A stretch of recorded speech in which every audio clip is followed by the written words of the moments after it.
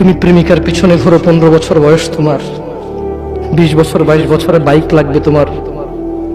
তোমার বাবা বিয়ে করা সত্ত্বেও সে তার যৌবন কাটাতে পারেনি তার বউয়ের সাথে, মানে তোমার মায়ের সাথে, তোমার জামা কাপড়ের ব্যবস্থার জন্য। তুমি বুঝো যুবক, তোমার বাবার বয়স এখন 40, সে তোমার মার কাছে আসলে আর অনুভূতি নেই, তার শক্তি কমে গেছে। তুমি বুঝবা না যুবক, 15 বছর বয়সে তুমি যত উত্তেজিত, তোমার বাবা 30 বছর বয়সে এরকম ছিল, সে আসতে পারেনি। তুমি পড়বা বলে, তোমার স্কুলের ফি লাগবে বলে, that much he loves you. তোমার বাবা তোমাকে এত ভালোবাসে। জি, তোমার এই খারাপ বাবাটা যে তোমাকে বাইক নিয়ে দেয়নি, তুমি নষ্টামি করো, মেয়েদের পেছনে করো, মোবাইল রিচার্জ করে দাও মেয়েদের, তোমাকে যে ডেইলি 500 টাকা করে দিতে পারে না, এই লোকটা যদি 60 বছর বয়স পায়, তার জীবনের 20টা বছর সে এমন 20টা বছর, যে 20টা বছরে সে হাড় ভাঙা পরিশ্রম করতে পারত, করছে, তোমার মায়ের দেখা সে পায়। এমন মূল্যবান যৌবন 20টা বছর দিয়েছে, 50 বছর বয়সের দেশে আসছে।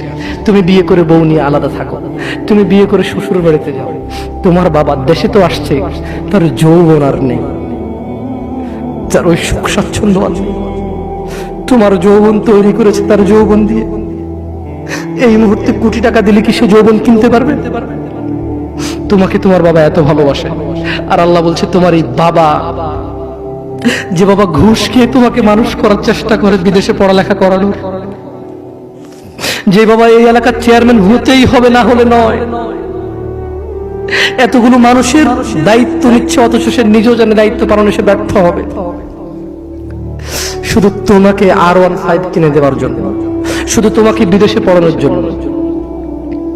এত মূল্যবান, এত আদরের বাবা। আল্লাহ বলছেন যে ইউবাসসারুনহুম ইয়াওয়াদ্দুল মুজরিম, ও মুহাম্মদ সাল্লাল্লাহু আলাইহি ওয়াসাল্লাম, আপনি সেদিন দেখবেন অপরাধী এই মানুষটা যে এত বোকা, ছেলের জন্য এত কিছু করেছে হারাম ভাবে, হালালের ধার ধারে নাই, হারামের ধার ধারে নাই।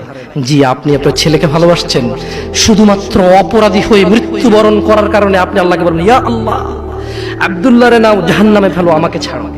এই ভালোবাসা ছেলেকে বাসবে? এই ভালোবাসা বাসবে? ইন্না লিল্লাহি ওয়া ইন্না ইলাইহি রাজিউন।